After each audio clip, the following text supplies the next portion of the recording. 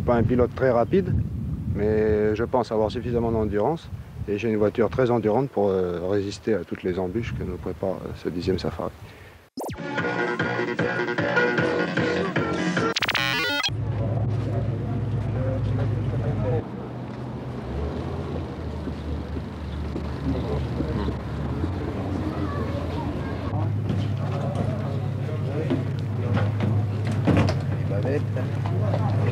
Ça c'est bon. On ferme. Vous passez en code.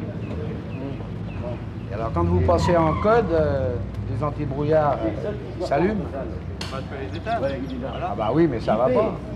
Quand vous passez en code, il faut qu'ils s'éteignent.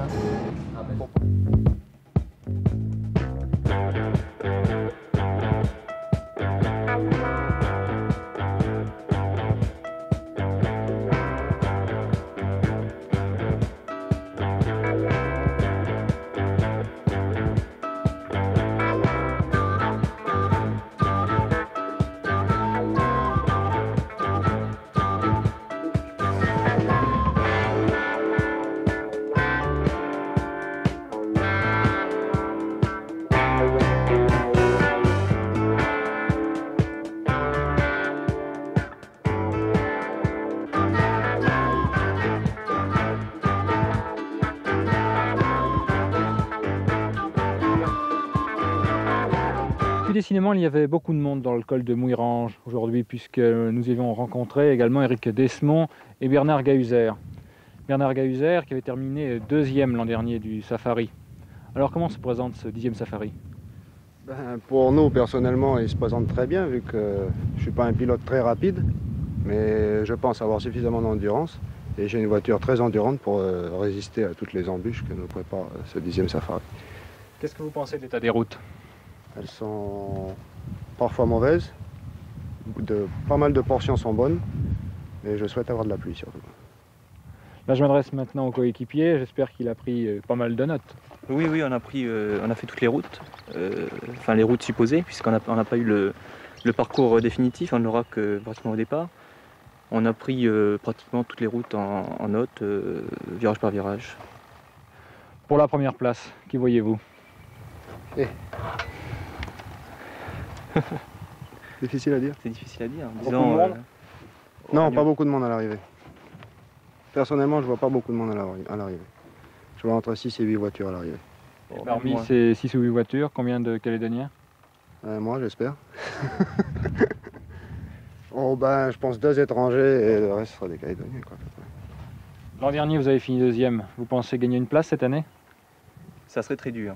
Parce qu'il y a quand même des équipages qui sont excellents, même à niveau international. Je pense à Ragnotti et à Warmbolt. Mais enfin, on ne sait jamais. De toute façon, la course est ouverte.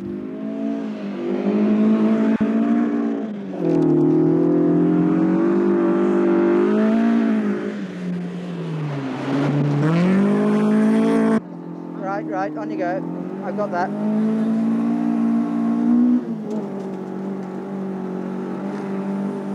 A slow left.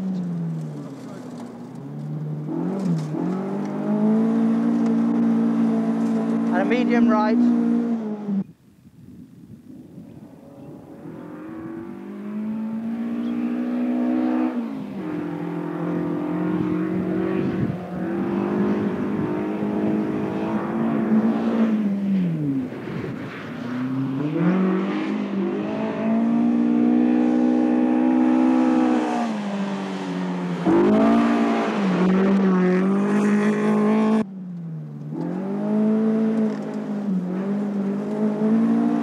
To the end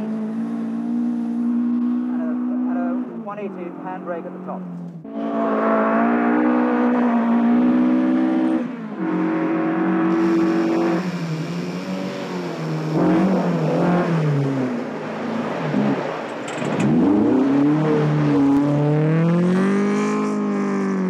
Carmeta, est-ce que l'épilogue du Safari calédonien s'est mieux passé que le 10e Safari? Oui, peut-être parce que les parcours difficiles à trouver, les routes, c'était la journée. C'était plus facile de trouver.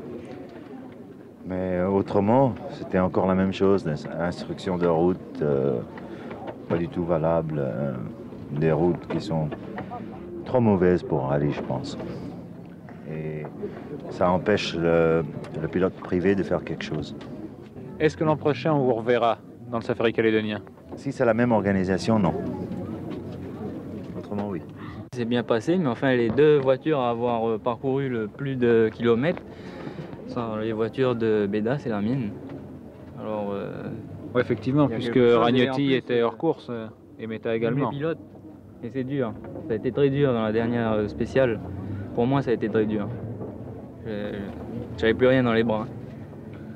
Alors André Bodas, qui est troisième de cet épilogue du safari calédonien? Vous ou Jean-Louis Léraud? Ah, vous posez une colle, je sais pas, parce que certaines spéciales, il marche mieux que moi, d'autres spéciales, je marche mieux que lui.